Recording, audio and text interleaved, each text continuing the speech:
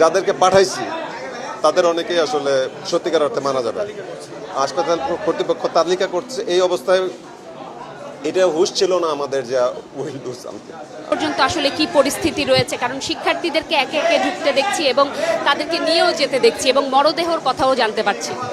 দেখেন, পরিস্থিতি যখন শুরু হয়েছে এটা খুবই খারাপ ছিল। ছোট ছোট বাচ্চারা 10-12 18-20 বছরের বাচ্চা যতগুলো আসছে আমি দেখছি মেজরিটি 40-50-60-70% বার্ন। আমরা কোনো রকমে ইমার্জেন্সি চিকিৎসা দিয়ে বাচ্চাদের অ্যাম্বুলেন্স করে ঢাকা মেডিকেলে পাঠাইছি।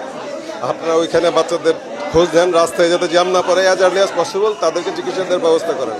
ওইখানে আর কোনো পরিস্থিতি ছিল না যে আমি এর চেয়ে বেশি কিছু করবো। আমরা কোনো রকমে অক্সিজেন, আইভি স্যালাইন, গায়ে স্যালাইন দিয়ে প্রাইমারি চিকিৎসা দিয়ে ওদেরকে পাঠিয়ে দিচ্ছি।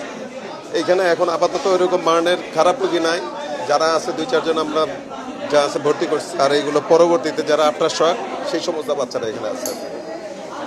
বাচ্চার কথা বলা হচ্ছিল যে তাদের, আমি দেখছি ওই সময় আসলে এত রাশ, এত পেশেন্ট, 2 জন মারা গেছে আমিও শুনছি, দেখছি, এবং যাদেরকে পাঠাইছি তাদের অনেকেই আসলে সত্যিকার অর্থে মারা যাবে।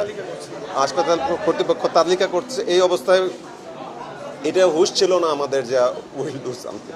আমরা এটা লেখার মতো বা নাম জিজ্ঞাসা করার মতো কোনো পরিস্থিতি তখন ছিল না আসলে। শুনছিলেন দর্শক হাসপাতাল একজন চিকিৎসকের কণ্ঠে। তিনি কিন্তু কাঁদছিলেন, কারণ তিনি চোখের সামনে একে একে কিন্তু শিক্ষার্থীদের যেই অবস্থাটুকু সেটি দেখছেন। রক্তের সংকটের বিষয়ে আমরা কথা বলেছিলাম, তিনি যেটি জানিয়েছেন যে আশপাশের যেই পরিস্থিতি সেটিকে নিয়ন্ত্রণ থেকে শুরু করে সব কিছু সেবা নিশ্চিতের জন্য তিনি আসলে চেষ্টা করে যাচ্ছেন এবং তিনি আসলে কান্নায় ভেঙে পড়েছেন। কারণ